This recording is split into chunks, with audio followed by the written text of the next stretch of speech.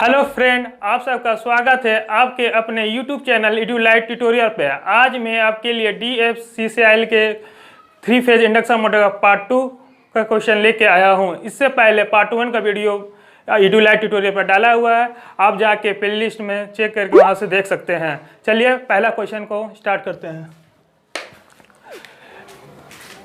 Slip of an induction machine is 0.04 and the stator supply frequency is 150 Hz. What will be the frequency of the rotor induced EMF? तो आपको इस question में निकालने बोल रहा है क्या कि रोटर इंड्यूस EMF का मतलब फ्रीक्वेंसी निकालना, FR निकालना। ठीक है, सबसे पहला तो इससे रिलेटेड आपको सबसे पहले फॉर्मूला इससे रिलेटेड आना चाहिए, कौन सा फॉर्मूला यूज़ होना है। तो चलिए मैं आपको सबसे पहले यहाँ फॉर्मूला बता देता हूँ। इससे जब भी कोई भी क्वेश्चन आए तो सबसे पहले आपको मैं इसे क्या दिया हुआ है, क्या बताना है और इसमें कौन सा फॉर्मूला यूज होगा वो आपको बताता हूँ।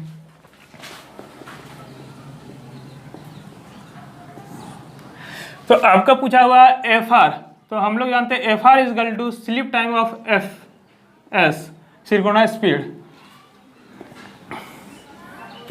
FR is equal to SF।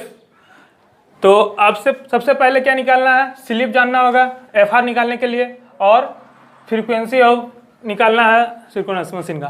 तो सबसे पहले देखिए क्या क्या दिया हुआ है। Slip on induction machine is 0.04, मतलब आपको दिया हुआ क्या, स्लिप दिया हुआ है 0.04। ठीक है, और and the stator supply frequency is, ये भी दिया स्टेटर सप्लाई फ्रीक्वेंसी भी आपका दिया हुआ है 150 हर्ट्ज। तो इसमें कुछ ज़्यादा बताने लायक नहीं है, सिंपल फॉर्मूला जानना है और फॉर्मूला में पुट करके आपको सॉल्व करना है। तो इसमें FR is equal to S times of FS। तो स्लिप कितना हुआ 0.04 into 150 is equal to 6 hertz. बस इस क्वेश्चन में ज़्यादा कुछ। आइए नेक्स्ट क्वेश्चन को सॉल्व करते हैं। An induction machine is operated with 2 value of frequency with the ratio of 1:2 without changing the voltages, then the starting torque of the machine for 2 cases will be the ratio of.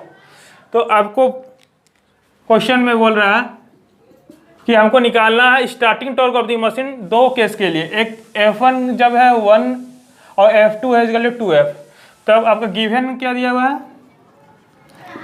F1 equal to F मतलब 1 ratio दिया F और F2 दिया हुआ है आपका 2F। ठीक है, तो हमको सबसे पहले स्टार्टिंग टॉर्क का फॉर्मूला जानना है। तो इससे रिलेटेड आपको बता दें formula,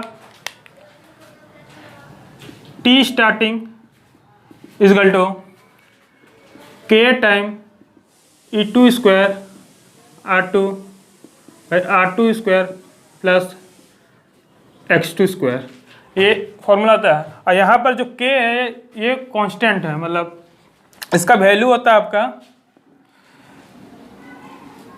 3/ओमेगा/s E2 square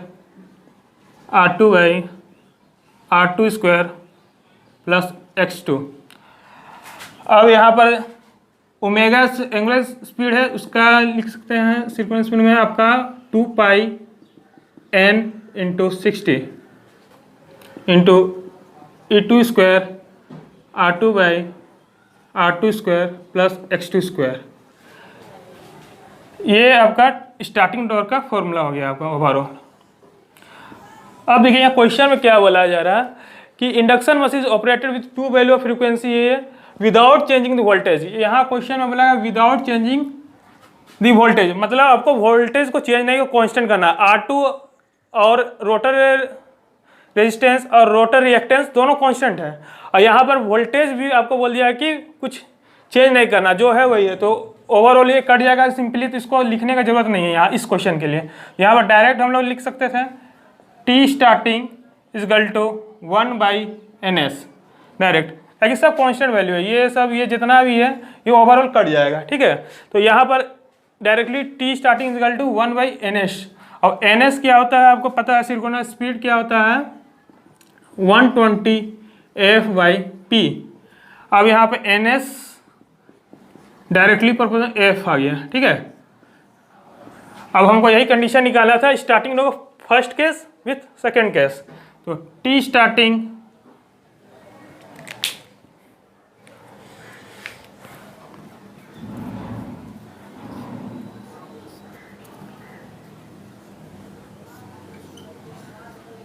torque first case में आपका ले रहे हैं,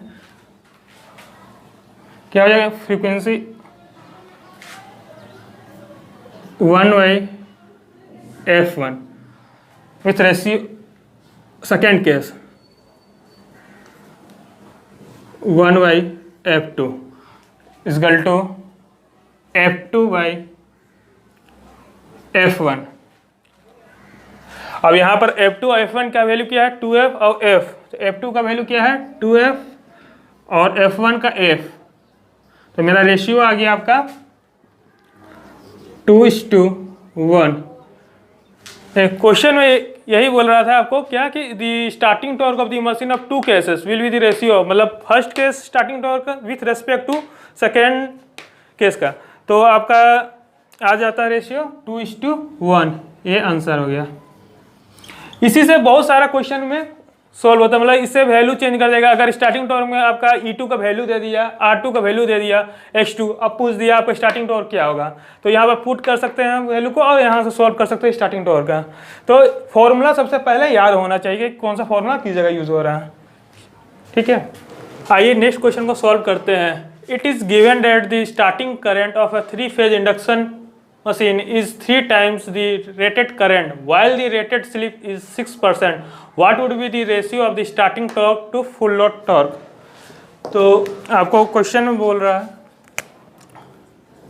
क्या निकालना है, What would be the ratio of starting torque, मतलब स्टार्टिंग टॉर्क का रेशियो किससे रिलेटेड, फुल लोड टॉर्क, ये आपको निकालना है, ठीक है। तो सबसे पहले फॉर्मूला इसका होता है आपका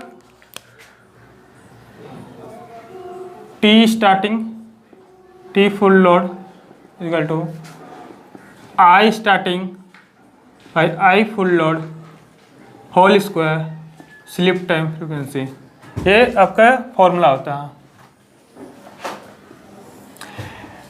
ये फॉर्मूला आया कैसे, सबसे पहले तो ये फॉर्मूला आपको स्टार्टिंग टॉर्क का जो फॉर्मूला होता है आपका T starting equal to K E2 square R2 square plus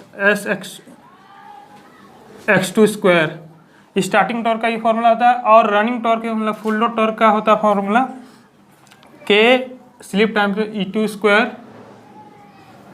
R2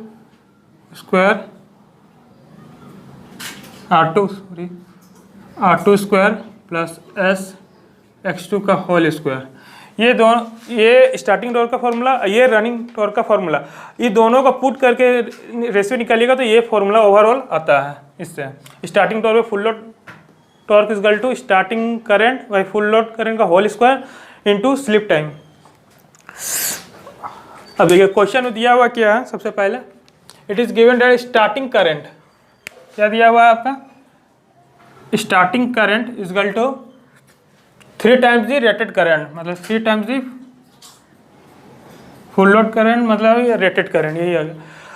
अब देखिए इस फॉर्मूला में यूज करना है हमको T starting is equal to T full load is equal to I starting by I full load. इसमें फॉर्मूला लिख ही दिए तो डायरेक्ट यहाँ पुट कर देते वैल्यू, यहाँ ओवरऑल यहाँ आ जाएगा I starting by I full load is equal to 3 times. तो इसका वैल्यू यहाँ पुट करेंगे 3 टाइम्स का होल स्क्वायर। स्लिप दिया हुआ आपका, स्लिप आपका है 6%, 0.06 इंटू 0.06 इसका 3 का होल स्क्वायर 9 इंटू 0.06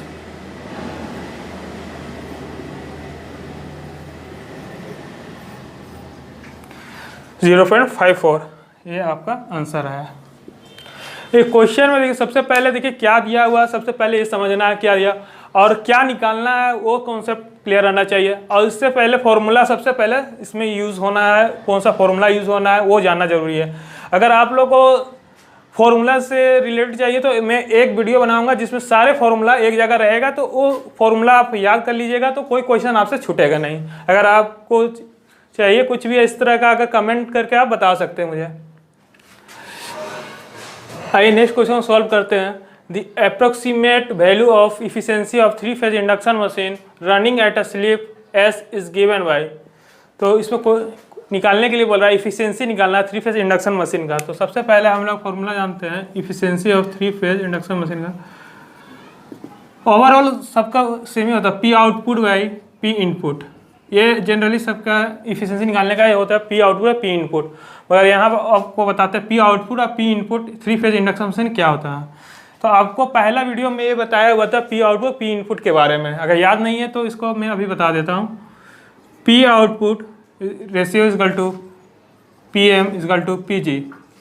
इसका रेशियो होता है 1 minus S, S 1।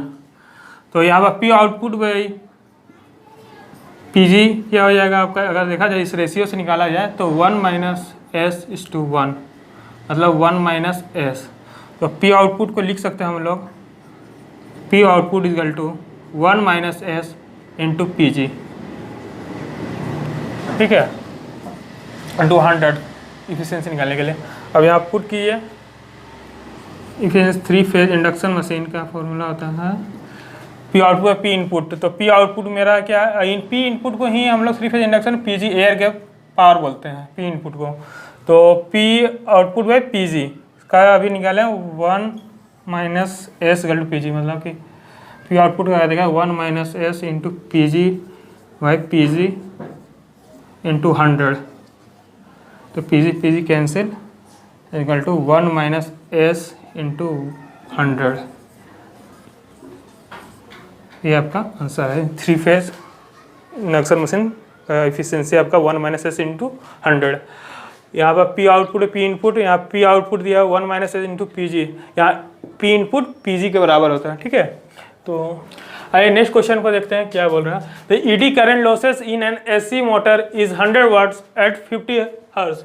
What will be the eddy current losses at frequency 100 hertz. तो आपका पहला क्वेश्चन दिया पीई दिया हुआ है, फर्स्ट केस में आपका ईडी करंट लॉसेस दिया हुआ 100 वाट दिया हुआ,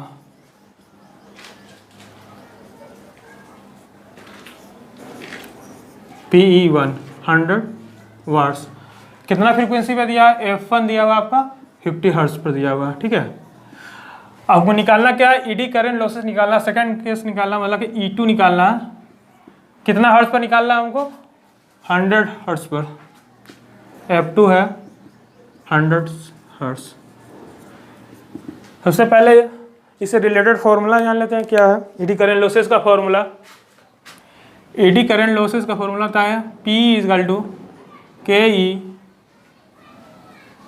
F square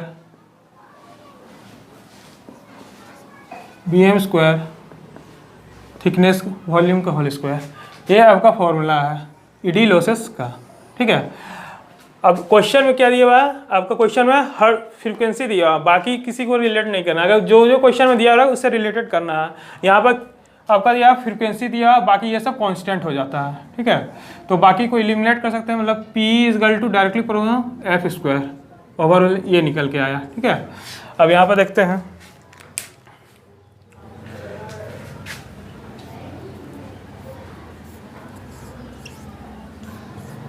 P is equal to eddy losses का PE टू PE1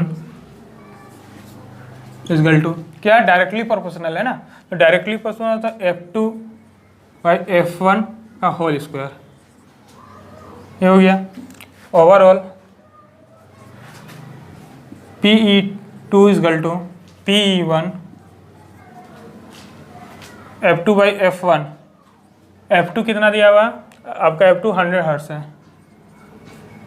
F1 कितना है 50 हर्ट्ज है, ओवरऑल होल स्क्वायर। और PE1 कितना फर्स्ट केस में दिया है, PE1 100 वाट्स दिया हुआ है, ठीक है। यहाँ से काट सकते हैं 50 इंटू 2 और 2 का होल स्क्वायर 4 इंटू 4, तो ओवरऑल आ जाएगा आपका 400 वाट्स। तो यहाँ सबसे पहले देखिए क्या दिया हुआ है और क्या निकालना है। सबसे पहले तो यहाँ पर आपको P2 निकालना, मतलब कि ईडी करंट लॉसेस निकालना है। कितना फ्रीक्वेंसी पर निकालना है, 100 हर्ट्ज पर फ्रीक्वेंसी पर निकालना है। और फर्स्ट केस में दिया हुआ 50 हर्ट्ज पर हमारा ईडी करंट लॉसेस होता है 100 वाट्स। तो इससे रिलेटेड आपको फॉर्मूला बताएं कि P = KE F² B² V² होता है। तो यहाँ पर अगर B का अगर फ्लक्स डेंसिटी दिया हुआ रहेगा तो फ्लक्स डेंसिटी यहाँ पर पुट करना होगा। कुछ नहीं दिया, खाली फ्रीक्वेंसी से पूछ रहा है तो F² से रिलेटेड होता है। आप इस तरीका से सॉल्व कर सकते हैं, ठीक है। उम्मीद करता हूँ ये वीडियो आपको अच्छा लगा होगा। इस क्वेश्चन से रिलेटेड कोई भी डाउट हो, क्वेरी हो, आप कमेंट कर सकते हैं। मिलते हैं अगले क्लास में। धन्यवाद।